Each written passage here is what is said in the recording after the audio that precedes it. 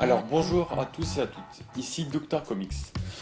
Alors aujourd'hui je vais vous parler de la bande dessinée Tintin. Donc Tintin qui a été dessiné et imaginé par Hergé, puis ensuite distribué et édité par Casterman.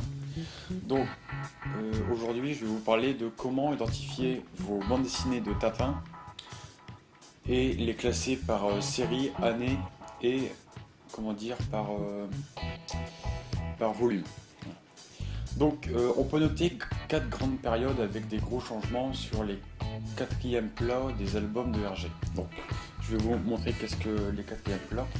Donc voici un quatrième plat de dernière génération, de série D. Ici un quatrième plat de... Attendez,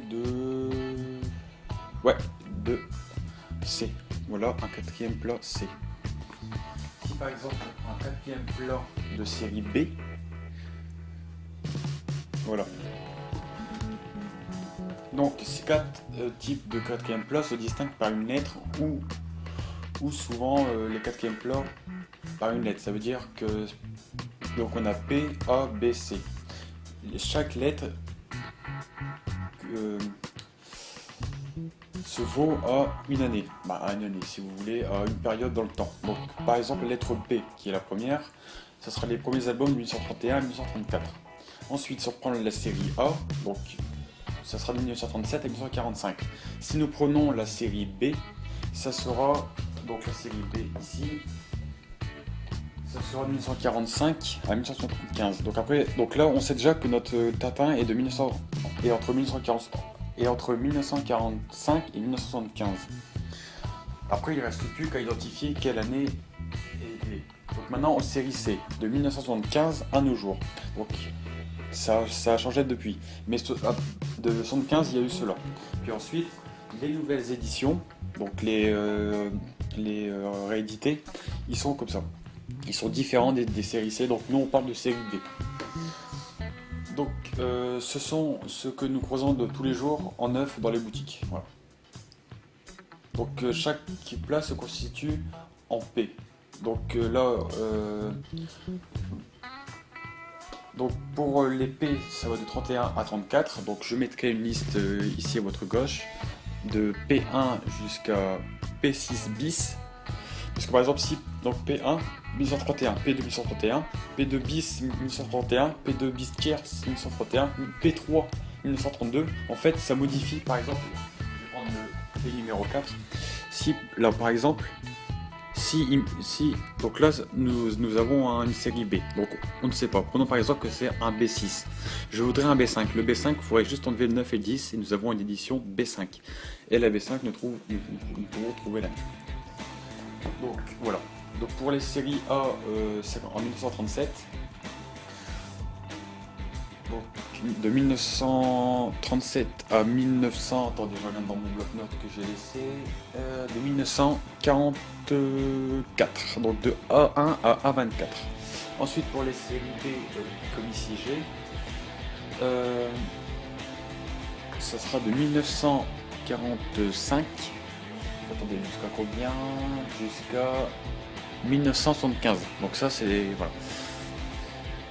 Ça veut dire que ça va jusqu'à B1, de B1 jusqu'à B42 bis.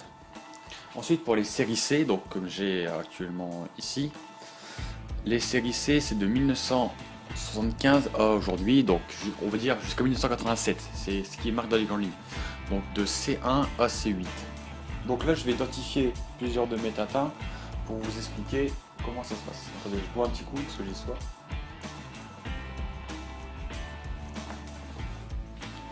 Donc là je vais identifier le Tintin de série B. Donc déjà nous pouvons voir derrière. Attendez, je vais juste vite fait regarder quelque chose. Je vais vous mettre un site où toutes les impressions sont en photo et sur un site. Donc ça vous dit par exemple B40 c'est de quelle année. Bon.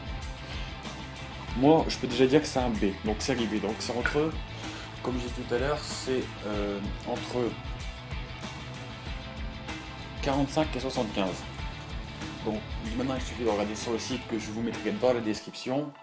Donc mon Tintin est de... Attendez. Et entre... moi c'est un 11. 11... Non. Mon Tintin est entre 1969 et entre 1973. Donc ce Tintin a été fait entre 1969 et 73. Donc c'est une pièce... bon, elle est quand même abîmée. Moi je mettrai un état abîmé pour ce comics. Le comics pour cette bande dessinée. Le reste que ça va. Mais ça commence un petit peu à... Un petit peu. Donc ne vous fiez pas ici à la date ici. Ce n'est pas la vraie date, ce sont les copyrights. Il y a pareil, souvent à la fin, voilà. Parfois vous pourrez trouver des bandes dessinées imprimées en Belgique ou en France. Ceci ne change rien à la série ou au prix, c'est la même chose. Donc là je vais ici prendre deux éditions de Tintin. Donc ici le même, donc les deux mêmes séries, vous voyez, les deux mêmes séries. Donc là ce sont des séries C si vous avez retenu. Donc les séries C. Et là vous vous demandez quelle est la différence entre les deux. Bah c'est simple. À droite le nombre, en bas je mettrai un petit rond sur le montage. Les recueils vont de 1 à 6 et là ils vont de 1 à 5 et ici de 1 à 6. Donc celui-là est plus ancien que celui-là. Voilà.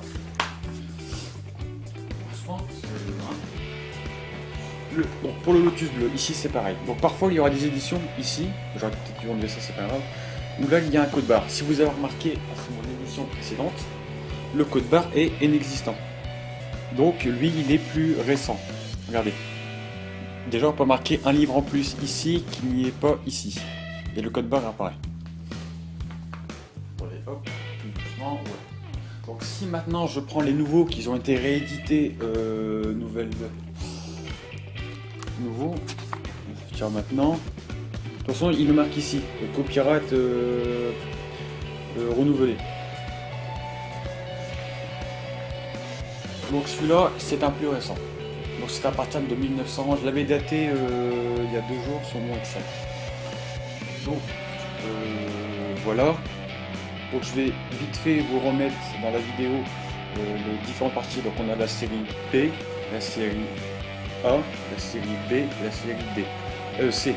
La D est comptée comme nouveau, donc elle n'est pas encore rentrée dans les grandes lignes. Donc cette vidéo était là pour vous expliquer comment identifier les Tintins. J'en ferai plusieurs d'autres sur des comics, bien des Lucky Luke, Astérix, les Bill, Popeye. Je vous dis à la prochaine et achetez des BD.